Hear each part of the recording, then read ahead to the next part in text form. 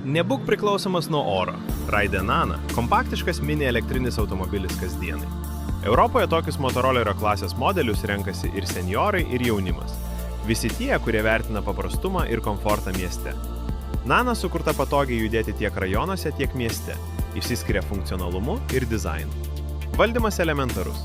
Automatinė sistema, 2 pedalai, radijo imtuvas, šildymas, USB lizdas.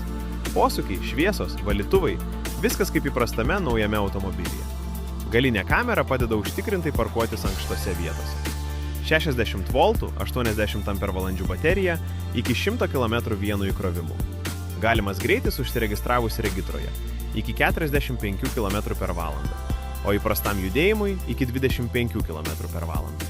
Įkraunama per įprastą 220 V rozetę.